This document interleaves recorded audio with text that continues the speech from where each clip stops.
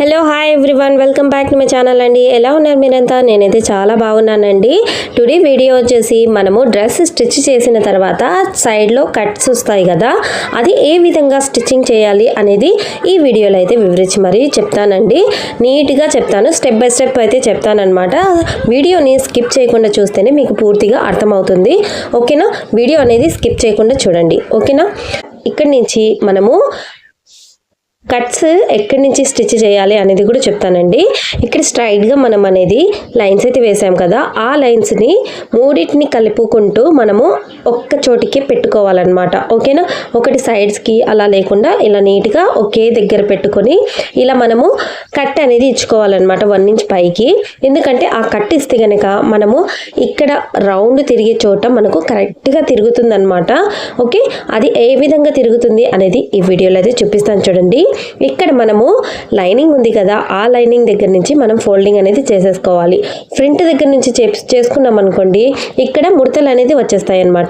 అలా లేకుండా ఇక్కడ మనము టైట్గా పట్టుకొని తర్వాత పైనుంచి ఇలా నేను వేలను పెట్టాను చూడండి, ఆ విధంగా నీట్గా మనము ఇలా పెట్టుకుంటూ స్టిచ్చింగ్ అనేది కార్నర్స్లో పెట్టుకుంటూ స్టిచ్చింగ్ అనేది చేసేసుకోవాలి. ఓకేనా? ఇలా చేసుకున్న తర్వాత నీట్గా మనము ఎంతవరకు 1 ఇంచ్ అనేది వదులుకుంటాం అన్నమాట సైడ్ జాయింట్స్ కోసం. ఆ 1 ఇంచ్ మొత్తం ఫోల్డింగ్లోకి పంపించుకోవాలన్నమాట. ఫోల్డింగ్ చేసుకుంటూ మనము స్టిచ్చింగ్ అనేది చేసుకుంటూ రావాలి. కార్నర్ దగ్గరికి రావాలండి, మళ్ళీ అటు ఇటు లేకుండా నీట్గా మనము స్టిచ్చింగ్ అనేది చేసేసుకోవాలి. చూడండి, నేను నీట్గా ఎలా ఫోల్డింగ్ అనేది చేస్తున్నానో అనేది నీట్గా వివరించాను అనమాట. ఇప్పుడు ఇక్కడికి వచ్చేసాం కదా, సెంటర్కి ఇలా నేను పట్టుకున్నాను చూడండి, ఆ విధంగా డ్రెస్ని అయితే ఇలా పట్టుకోండి. ఓకేనా? ఇక్కడ మనము అలాగే పెట్టేసామనుకోండి, మనకు కట్స్ అనేది రౌండ్గా తిరిగినట్టు కనిపిస్తాయి అన్నమాట. అదే మనం ఇలా కట్ చేసి ఇలా ఫోల్డ్ చేసుకున్నాం అనుకోండి, నీట్ ఫినిషింగ్తో అయితే వస్తుంది. అలాగే కట్ షేప్ అనేది చాలా నీట్ పర్ఫెక్ట్గా వస్తుంది అనమాట. అక్కడి నుంచి కార్నర్ దగ్గరికి వచ్చిన తర్వాత మళ్ళీ ఇట్లా టర్న్ చేసుకొని నీట్గా మనము సర్దుకొని ఇక్కడి నుంచి మళ్ళీ ఇక్కడికి ఫోల్డింగ్ అనేది చేసేసుకొని కార్నర్ దగ్గరికి వచ్చేయాలన్నమాట.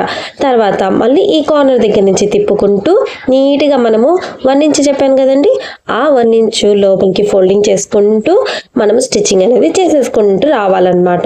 ఇక్కడ నాకు స్టోన్స్ వచ్చాయండి, అందుకే కొద్దిగా లేట్గా కుట్టాను. అంటే స్టోన్స్ ఉన్నాయి కాబట్టి జస్ట్ చేత్తో రీల్ని తిప్పాను అనమాట. ఓకేనా? ఇక్కడ నాకు స్టిచ్చింగ్ అనేది చేసేస్తున్నాను చూడండి, ఎందుకంటే ఇక్కడ ప్లెయిన్గా ఉందన్నమాట, వర్క్ డ్రెస్ అనమాట ఇది. అందుకే నీట్గా స్టిచ్చింగ్ అనేది చేసేసుకుంటున్నాను. ఇక్కడ కూడా స్టోన్స్ అయితే వచ్చాయండి, ఇక్కడ కూడా స్లోగా స్టిచ్చింగ్ అనేది చేసేసుకుంటాను. ఎందుకంటే సూది పగిలే అవకాశం అయితే ఉంటుందన్నమాట స్టోన్స్ దగ్గర.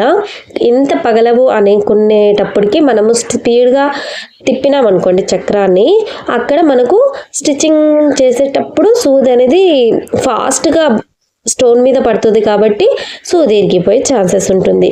ఆ విధంగా స్టిచ్చింగ్ అనేది చేసుకోకండి. స్లోగా మనము స్టెప్ బై స్టెప్ లాగా ఇలా మనం ఫోల్డింగ్ చేసుకుంటే కనుక నీట్ ఫినిషింగ్తో అయితే ఉంటుందన్నమాట. ఓకేనా? ఇప్పుడు నేను చూపిస్తాను చూడండి కట్ ఎలా వచ్చింది అనేది. ఎంత నీట్గా వచ్చిందంటే అంత నీట్గా వచ్చిందండి. ఇలా చూపిస్తాను చూడండి. వీడియోలో ఫస్ట్ చూపించిన చోటు కూడా మీరు గమనించే ఉంటారు కదా, చూడండి ఎంత స్ట్రైట్గా వచ్చాయో. ఇది కటింగ్ వీడియో కూడా మన ఛానల్లో అప్లోడ్ చేసి ఉన్నానండి, కావాలి అనుకుంటే కనుక మన ఛానల్లో వెళ్ళి చూసేసుకోండి. అండ్ ఇది చూడండి ఎంత నీట్గా స్ట్రైట్గా వచ్చింది కదా. ఇక్కడ నేను కొద్దిగా ఎక్స్ట్రా పెట్టానండి బ్యాక్ పార్ట్. ఎందుకు పెట్టాను అంటే కనుక ఫ్రంట్ పార్ట్లో డిజైన్ వచ్చిందనమాట, బ్యాక్ పార్ట్లో డిజైన్ లేదు కదా, అలాగే ప్లెయిన్ ఉంది కాబట్టి అది ఫోల్డింగ్ చేసిన తర్వాత దీనికి కరెక్ట్గా మ్యాచ్ అయిపోతుందండి. అందుకే బ్యాక్ సైడ్లో 1 ఇంచ్ ఎక్స్ట్రా పెట్టాను, ఫ్రంట్ సైడ్ అయితే ఓపెన్ పెట్టాను. వీడియో